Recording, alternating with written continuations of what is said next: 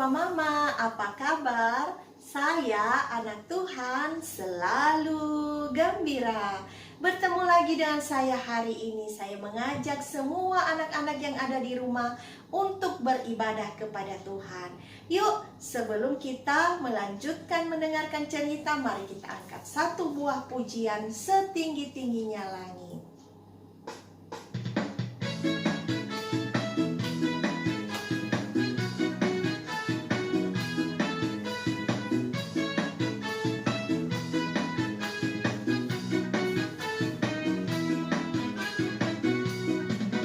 Setinggi-tingginya langit, lebih tinggi kasih Yesusku.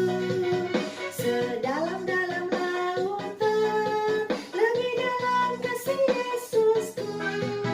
Seindah-indah pelangi, lebih indah kasih Yesusku.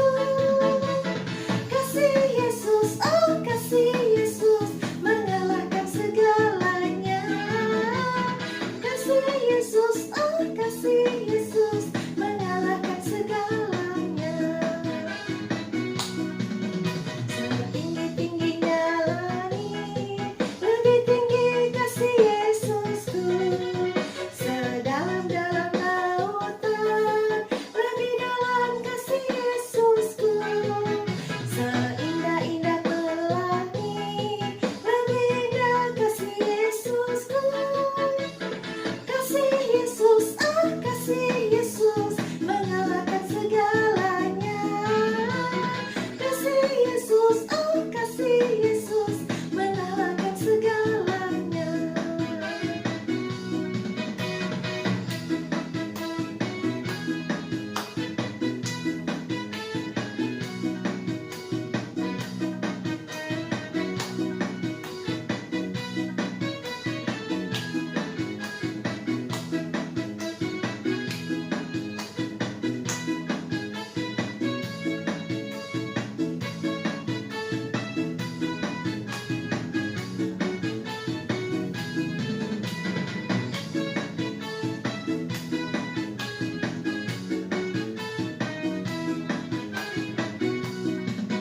Setinggi-tingginya langit, lebih tinggi kasih Yesusku. Sedalam-dalam lautan, lebih dalam kasih Yesusku.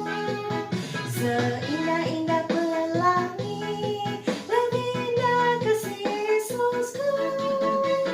Kasih Yesus, oh kasih Yesus, mengalahkan segalanya. Kasih Yesus, oh kasih Yesus, mengalahkan segalanya. Kasih Yesus, oh kasih Yesus, mengalahkan segalanya. Kasih Yesus, oh kasih Yesus, mengalahkan segalanya.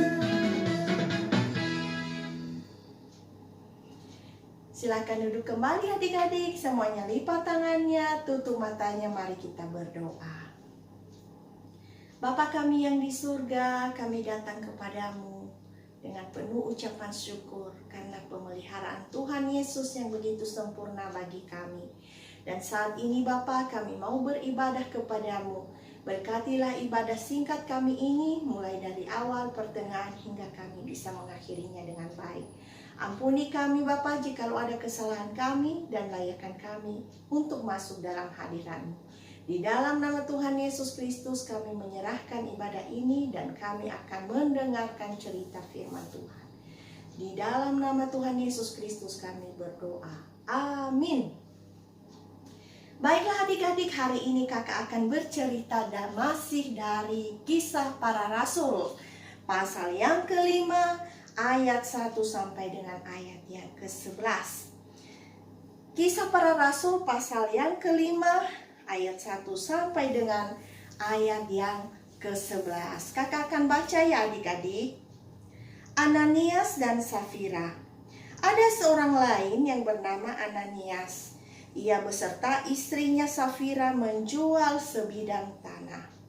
Dengan setahu istrinya, ia menahan sebagian dari hasil penjualan itu dan sebagian lain dibawa dan diletakkannya di depan kaki rasul-rasul. Tetapi Petrus berkata, "Ananias, mengapa hatimu dikuasai iblis, sehingga engkau mendustai Roh Kudus dan menahan sebagian dari hasil penjualan tanah itu? Selama tanah itu tidak dijual, bukankah itu tetap kepunyaanmu? Dan setelah dijual, bukankah hasilnya itu tetap dalam kuasamu? Mengapa engkau merencanakan perbuatan itu dalam hatimu? Engkau bukan mendustai manusia, tetapi mendustai Allah." Ketika mendengar perkataan itu, rebahlah Ananias dan putuslah nyawanya. Maka sangatlah ketakutan semua orang yang mendengar hal itu. Lalu datanglah beberapa orang muda, mereka mengapani mayat itu, mengusungnya keluar dan pergi menguburnya. Kira-kira 3 jam kemudian masuklah istri Ananias, tetapi ia tidak tahu apa yang telah terjadi. Kata Petrus kepadanya, "Katakanlah kepadaku, dengan harga sekian tanah itu kamu jual?" Jawab perempuan itu, "Betul sekian." Kata Petrus, "Mengapa kamu berdua bersepakat untuk mencobai Roh Tuhan? Lihatlah, orang-orang yang baru mengubur suamimu berdiri di depan pintu, dan mereka akan mengusung engkau juga keluar." Lalu rebahlah perempuan itu seketika itu juga di depan kaki Petrus, dan putuslah nyawanya. Ketika orang-orang muda itu masuk, mereka mendapati dia sudah mati, lalu mereka mengusungnya keluar dan menguburnya di samping suaminya. Maka sangat ketakutanlah seluruh jemaat dan semua orang yang mendengar hal itu. Nah, adik-adik, hari ini kakak akan cerita tentang Ananias dan Safira, ya. Di Kisah Rasul pasal 5 ayat 1 sampai dengan ayat yang ke-11. Nah, mereka ini adik-adik, Ananias dan Safira, mereka adalah sepasang suami istri, ya. Mereka hidup pada zaman gereja mula-mula. Mereka hidup dalam zaman gereja mula-mula, di mana gereja mula-mula itu mereka suka berbagi, ya. Mereka suka bersekutu, bahkan mereka juga senang mendengar rasul-rasul ketika menyampaikan kabar baik.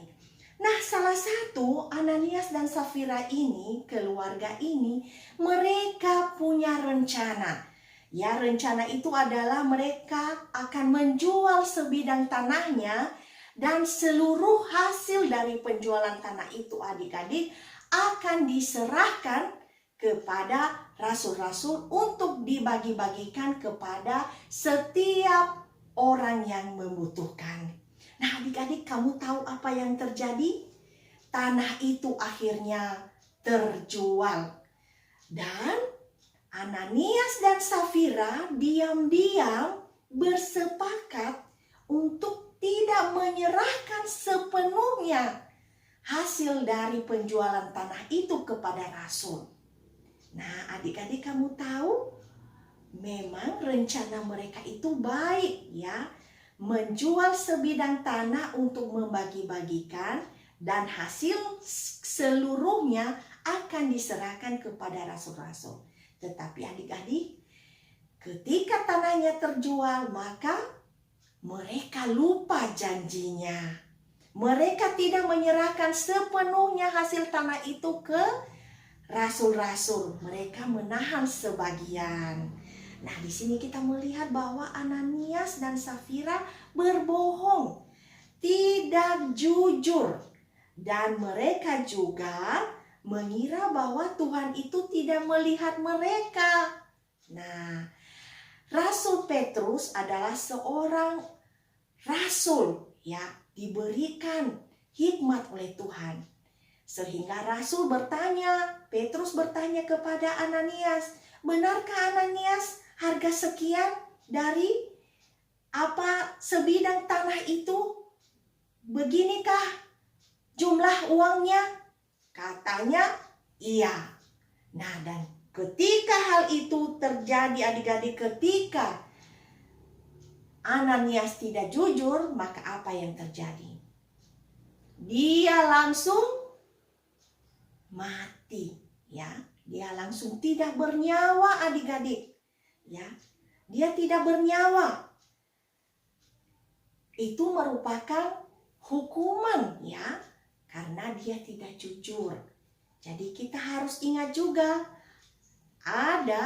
kalau kita berbuat kesalahan, berbuat dosa, dan pasti saja kita akan mendapatkan hukuman. Jadi Ananias mendapatkan hukuman dari Tuhan. Dia langsung tidak bernyawa. Nah adik-adik, memang ya rencana Ananias dan Safira ini sangat bagus. Tapi mereka tidak tulus untuk memberikan kepada Tuhan. Kemudian setelah selang 3 jam adik-adik, si Safira datang. Dia tidak tahu kalau suaminya sudah berbohong juga, sudah tidak jujur, sudah bertemu dengan Petrus. Dan Petrus juga menanyakan kepada Safira, sekiankah harga tanah itu? Maka Safira berkata apa adik-adik? Iya memang sekian. Dan adik-adik yang terjadi, si Safiranya juga langsung pingsan dan juga tidak bernyawa. Nah adik-adik, kalau di dalam kehidupan ini yang dibutuhkan adalah masalah kita jujur, ya. Kita harus jujur adik-adik. Kalau misalnya mama memberikan persembahan kepada kita dari rumah, nanti nak kamu akan beri persembahan ya kepada Tuhan. Tidak boleh ditahan-tahan, ya. Diberikan sepenuhnya, ya. Atau kita mau merencanakan sesuatu, ya. Mau mengerjakan PR dengan sungguh-sungguh, ya kerjakan dengan sungguh-sungguh. Mau melayani Tuhan sungguh-sungguh, menjadi berkat bagi teman-teman, ya. Melalui perkataan kita ya harus lakukan dengan sungguh-sungguh. Jangan separuh-separuh ya adik-adik. Nah, jangan seperti halnya Ananias dan Safira. Dimana kita kalau memberikan persembahan kepada Tuhan itu harus dengan tulus ikhlas. Kalau kita sudah berjanji, maka kita harus menepati janji kita.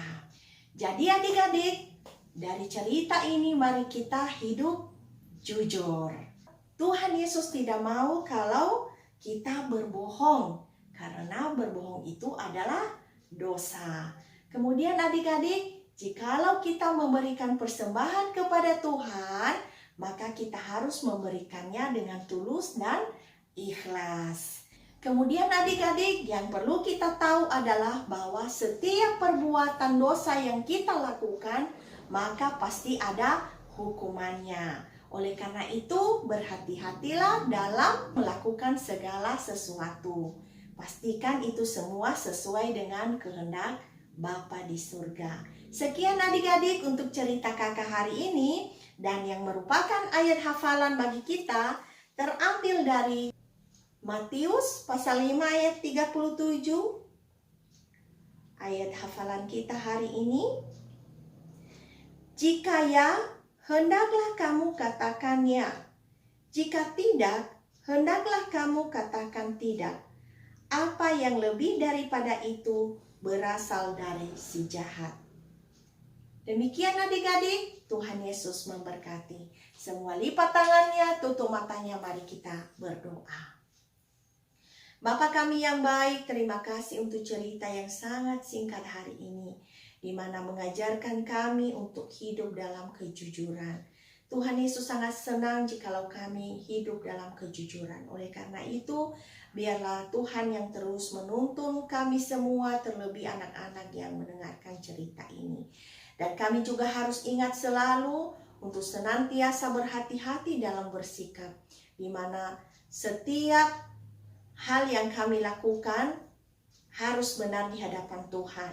Karena apapun dosa yang kami lakukan pasti ada hukumannya.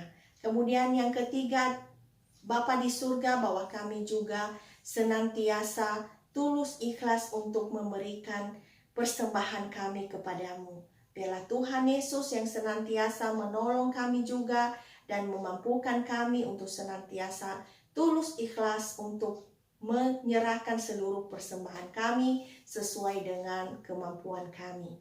Terima kasih Bapa yang baik, seluruh kehidupan adik-adik ke depan kami serahkan ke dalam tangan Tuhan, berkati mereka dalam pertumbuhan, dalam belajar, bahkan berikan kesehatan yang baik.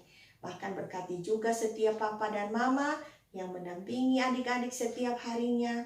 Kiranya Tuhan Yesus yang menambahkan hikmat dan kebijaksanaan, juga kesabaran.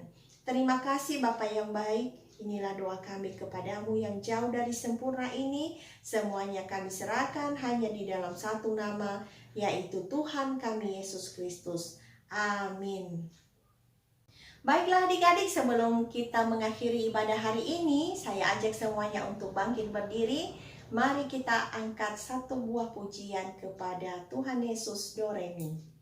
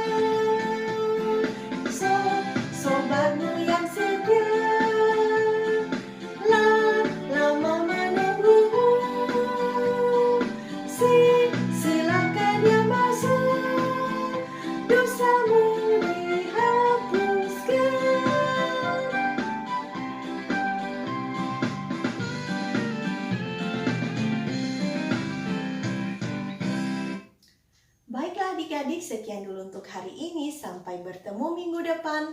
Tuhan Yesus memberkati.